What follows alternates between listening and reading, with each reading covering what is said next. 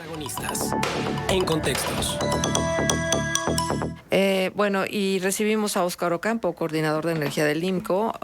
Platicamos sobre las CFE y subsidiarias que distorsionan los estados financieros, ya que incurren en transferencias cruzadas, a través de las cuales tienen utilidades que compensan a aquellos que tienen pérdidas. Sus estados financieros entonces no reflejan la situación real, pues ocultan los subsidios cruzados. Esto es parte de lo que arroja la investigación y queremos conocer a más detalle. Muchas gracias, Óscar, por estar con nosotros. Saludamos a Arturo González, Manuel Cerrato, Marcela Pámanes desde Torreón, y para nosotros es siempre un gusto tenerlos acá y conocer las investigaciones que hacen. ¿Qué tal? Buenos días. Encantado de platicar con ustedes esta mañana. Efectivamente, el resultado de la investigación es precisamente que al utilizar las subsidiarias de la CFE, que generan utilidades año con año, es decir, CFE Transmisión o CFE Distribución, para compensar las pérdidas de las subsidiarias que generan pérdidas, en este caso específico, por ejemplo, CFE Suministrador de Servicios Básicos, que es la subsidiaria que al final del día nos factura la electricidad a los usuarios de bajo consumo. Lo que argumentamos es que con esto se distorsiona el estado real de las empresas. ¿Por qué? Porque por un lado se le drenan recursos a las subsidiarias que podrían estar invirtiendo en reforzar la red nacional de transmisión, en modernizar las redes de distribución para compensar las pérdidas de una subsidiaria que año tras año genera pérdidas, que en este caso es el suministro básico.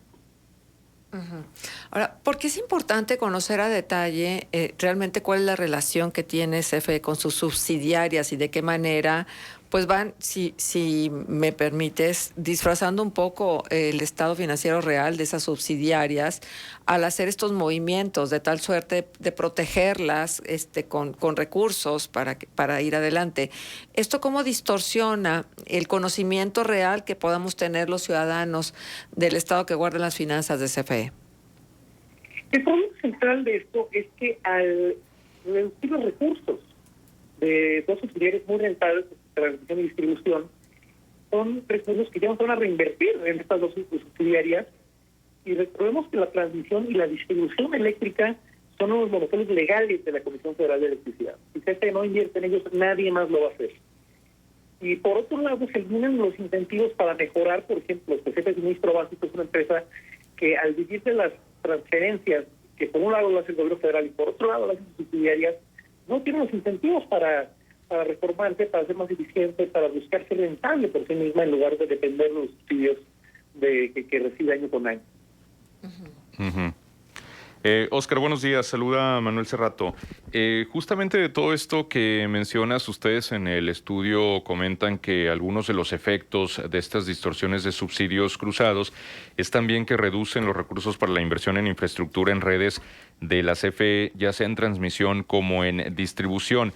Esto termina impactando la calidad del servicio que se recibe, porque luego hay zonas del país, como aquí en la comarca lagunera, donde se ve una serie de deficiencias básicas, incluso en equipamiento, en la condición físico-mecánica de las unidades de CFE, que a veces no tienen las cuadrillas el material suficiente para hacer las reparaciones, y entonces cuando hay apagones, luego su solución es muy tardada. ¿Todo esto está teniendo efectos directos en la calidad del servicio que se presta?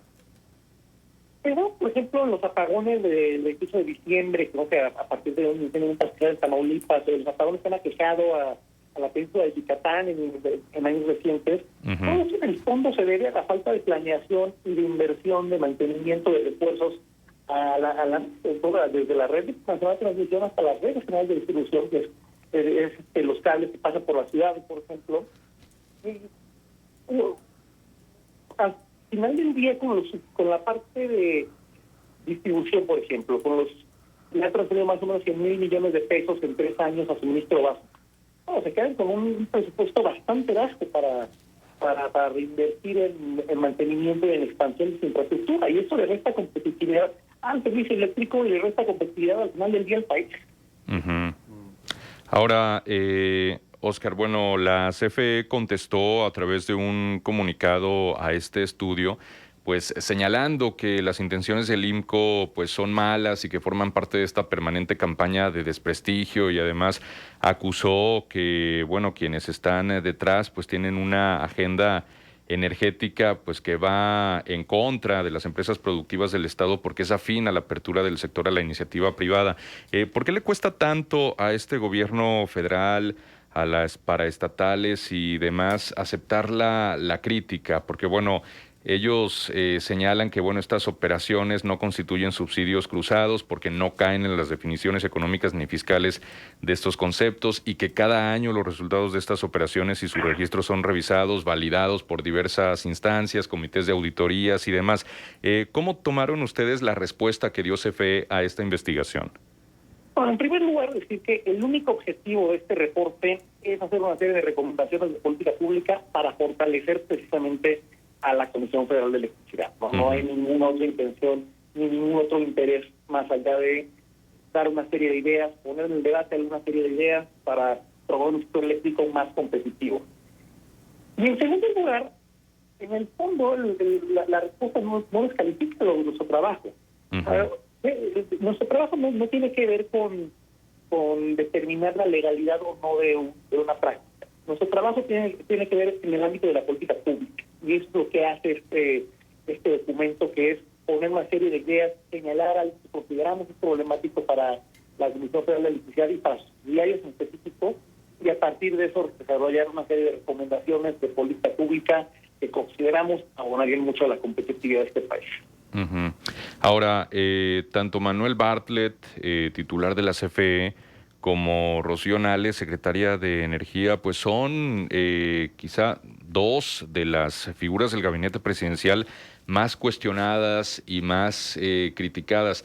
En términos generales, ¿cómo evalúas tú como especialista y cuál es la postura del IMCO también de la política energética del país? Esto que tanto se ha dicho de apostarle a los combustibles fósiles y no tanto a las energías limpias, que bueno, es lo que de cara al futuro se tendría que privilegiar, bueno, en el presente ya, mejor dicho, y sobre todo también estos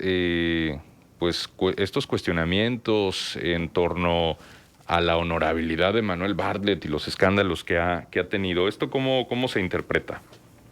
Bueno, la política energética de este gobierno ha sido, por ejemplo, no diría tanto que estén peleados con las energías renovables, sino más bien son a ver con la competencia. Ajá. Eso es algo muy claro, ¿no? Y todas las políticas públicas, los cambios legales, regulatorios, normativos que se han llevado a cabo los últimos 2 años y cachito van encaminados hacia el objetivo de reconcentrar las actividades del sector energético, los 2 antiguos monopolios del Estado, ¿no? Que son Pemex y la Comisión Federal de Electricidad. Nosotros creemos que inyectar competencia, apostarle por un mercado más abierto, es lo que requiere el país para hacer más, para tener un sector eléctrico en este caso, o energético en general, con mucha más inversión, con mejores servicios, con mejores ofertas, pero sin lugar a dudas las decisiones de los últimos 2 años y medio han ido encaminadas en la dirección contraria. Óscar Ocampo, te saluda Arturo González, buenos días. ¿Qué tal, Arturo? Buenos días. Sobre el tema de estos subsidios cruzados para compensar las pérdidas de algunas subsidiarias de este esquema, ¿desde cuándo se registra? ¿Desde cuándo se viene dando esta situación en la Comisión Federal de Electricidad? El caso de demanda garantizada, que es la transparencia digital que identificamos, la señala la Auditoría Superior de la Federación desde 2015. Es decir, esto viene desde la administración anterior, no es un invento, digamos, de la actual administración. Ajá. Es una práctica transaccional, digamos, y que se complementa a partir de 2018 con otro cargo que hace esta distribución, hace ese suministro básico, que es el cargo por potencia, que se viene de 2018. Ahora, ¿la causa cuál es? Es decir, estamos hablando prácticamente de un esquema de maquillaje, ¿no? De tratar de ocultar la ineficiencia de algunas de las empresas subsidiarias o de las áreas de Comisión Federal. Pero ¿para qué se hace? ¿Para qué lo están haciendo? Es decir, ¿quién está saliendo beneficiado de esto? No, el ministro básico se beneficia de esto. Y al final del día es una forma de no llevar a cabo los cambios que hay que hacer, de no tomar acciones, de tomar decisiones para ser más eficientes y reducir las pérdidas a partir de los subsidios, ¿no? Es decir, el subsidio del gobierno federal, que 2021 tiene etiquetados en el presupuesto de ingresos de la Federación aproximadamente 70,000 millones de pesos, y de las transferencias de transmisión y distribución, ¿no? En el fondo es una forma de no hacer los cambios, de no verse en el espejo realmente como eres, Claro. y tomar las acciones para ser más eficientes, sino de depender de las transferencias de la parte de la empresa que sí hace, que sí genera actividad. El problema con eso pues es que se distorsiona todo el panorama de la CFE, ¿no? Se distorsiona qué áreas realmente generan utilidades, qué áreas presentan pérdidas año con año, y eso afecta la toma de decisiones, por ejemplo, la toma de decisiones de la transmisión, pero también la toma de decisiones de distribución, pero también la de suministro básico. Oscar, y de la cadena de mando, o sea, ¿cómo se podría señalar la responsabilidad? Primero, ¿a quién, o sea, en manos de quién está y si llega hasta el director actual de la Comisión Federal de Electricidad? Bueno, esto no vale señalar en manos de quién está. Esto es una práctica validada por el gobierno federal, validada por la Comisión Federal de Electricidad. Okay. Es decir, no estamos cuestionando de quién está enterado o no. Es una práctica generalizada y por ahí no va ni la intención de nuestro documento, ¿no? El documento va a señalar los efectos perniciosos, los efectos negativos que tiene esto en la misma toma de decisiones de la empresa y en el desempeño operativo y financiero de la Comisión Federal de Electricidad. En el caso de las empresas que no están dando los resultados y que están maquillando con estos subsidios cruzados, ¿qué se tendría que hacer? ¿Rescindirles el contrato? ¿Buscar apretar las tuercas ahí? ¿Cuál es la recomendación, Oscar? Por ejemplo, el jefe de suministro básico tiene un pasivo laboral muy grande. El jefe de suministro básico es una empresa que tiene una plantilla laboral demasiado grande para lo que para su tamaño, no para las acciones que realiza, y es una empresa que se ha venido beneficiando de las utilidades del resto de la cadena, ¿no? Pero hay una razón por la cual la Comisión Reguladora de Energía, la tarifa regulada, determina cuánto de cada peso, digamos, que recibe la empresa y cuánto le corresponde a cada subsidiaria, ¿no? Y creemos que ese es el camino, es decir, en lugar de andar compensando pérdidas, la tarifa regulada le genera un ingreso sostenido a este suministro básico.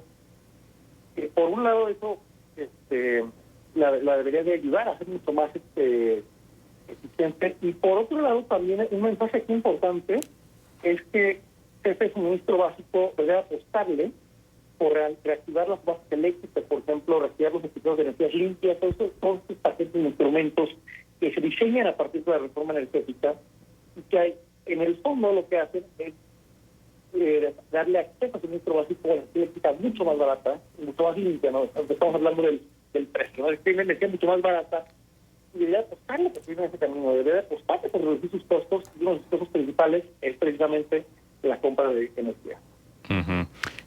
Oscar, quisiera aprovechar tu presencia con nosotros, tú como experto en temas de energía, para preguntarte sobre este combate al huachicol, que parece que se abandonó o por lo menos salió de la agenda y del discurso presidencial. A inicios de 2019 vimos cómo, tras la tragedia en Tlahuelilpan, se emprendió esta cruzada en contra de ese robo de combustible en los ductos de Pemex, y después la cosa como que se abandonó. Tan es así que revisábamos hace unos días datos del primer cuatrimestre de este año, que el huachicol aumentó 9.5% con relación al mismo lapso del año pasado, pero en estados como en Hidalgo, pues aumentó 31%.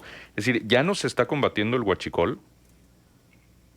Claro, es difícil ponderar el éxito, ¿no?, de la campaña contra el huachicol, ¿no? Recordemos que la misma reforma de la ley de hidrocarburos tiene en su espíritu una parte que al combate al huachicol, pero probablemente un asunto tan grande, tan sistematizado como el huachicol, que se pasa en Guanajuato, pero también en Hidalgo, pero también en el norte del país, lo que requiera es precisamente mayor competencia, más actores participando, con más infraestructuras, por ejemplo, en los ductos. Si un ducto no está funcionando, que haya redundancia, que un ducto al lado, las estaciones de servicio, que haya más competencia en las estaciones de servicio. En el fondo, esa es la forma, esa es la mejor medida para reducir los incentivos al huachicol. Más competencia, más infraestructura en el sector de hidrocarburos. Muy bien. Ahora, por otro lado, ¿el proyecto de Gas Bienestar es positivo? ¿Es una buena decisión del gobierno federal? Tiene el gobierno federal señalar el problema en el mercado del gas eléctrico. ¿Cuál es el problema? Que está muy concentrado en pocos jugadores que tienen altas barreras de acceso, por ejemplo, para obtener permisos de importación por parte de la CENERA, para obtener permisos de distribución por parte de la CRE. A nivel municipal también tiene problemas no regulatorios para integrar a nuevos municipios. Así que hace bien el gobierno al señalar ese problema, pero la respuesta no va por pasar de una concentración, digamos, oligopólica, donde hay pocos jugadores, hacia una concentración monopólica, ¿no? Donde va a haber un solo jugador, porque lo que se pretende es que Gas Bienestar venda gas LP por debajo del costo. Bueno, eso se le puede vender al usuario final, pero Gas Bienestar va a tener que salir a comprar el precio internacional. Porque recordemos que 70% del gas LP que se consume en México es importado por privados. Exacto. 30% lo controla Petróleos Mexicanos, de este 30%, 16% lo importa y 14% únicamente lo produce en instalaciones. Entonces, si queremos que el ministro opere, como dijo el presidente recientemente, en un par de meses, en primer lugar, Pemex va a tener que aumentar muy significativamente los volúmenes de importación que realiza de gas LP. ¿Qué va a pasar? Bueno, estamos hablando de un subsidio muy claro porque van a salir a comprar a precio internacional que la subida del precio del gas es real. En las primeras 11 quincenas del año subió 20% aproximadamente en una comparación interanual, pero eso tiene como causa principal el crecimiento en la demanda de países asiáticos, por ejemplo, de China, de la India, y eso está fuera de las manos del control del gobierno. Eso no depende de Gas Bienestar, eso no depende de que el Petróleos Mexicanos ahora tenga una gasera que distribuye cilindros. Así es que hay un problema, pero creo que la solución va más bien por inyectar más competencia, por promover los institutos, por ejemplo, desarrollar infraestructura de gas natural para llegar al segmento residencial. El gas natural ya es un insumo indispensable para la generación eléctrica o para la producción manufacturera. Ahora habría que pensar en cómo llevarlo a los hogares. Algo ya pasa en Monterrey, por ejemplo. Esa es la solución de fondo del problema del gas natural. Más competencia y más sustitutos, ¿no? Y en este caso, insisto, no hay que ir muy lejos. El gas LP, pero el principal sustituto del gas LP es el gas natural, del cual México se encuentra al lado del mercado más competitivo del mundo, que es Texas. Y además tiene en México reservas muy importantes de gas natural en yacimientos no convencionales que no están siendo explotadas en este momento. Muy bien. Pues muy interesante, Oscar. Invitamos al público a que ingrese al portal del IMCO y lea, y no nada más esta, sino muchas otras investigaciones que ustedes tienen desde ahí que nos pueden dar mucha luz sobre el momento que vivimos como país. Muchísimas gracias por estar con nosotros, Oscar. Muchísimas gracias a ustedes. Buen inicio de semana. Igualmente. Hasta luego. Hasta luego. 8 de la mañana con 25 minutos. Vamos a hacer una pausa y regresamos. La Casa del Vino presente con contexto.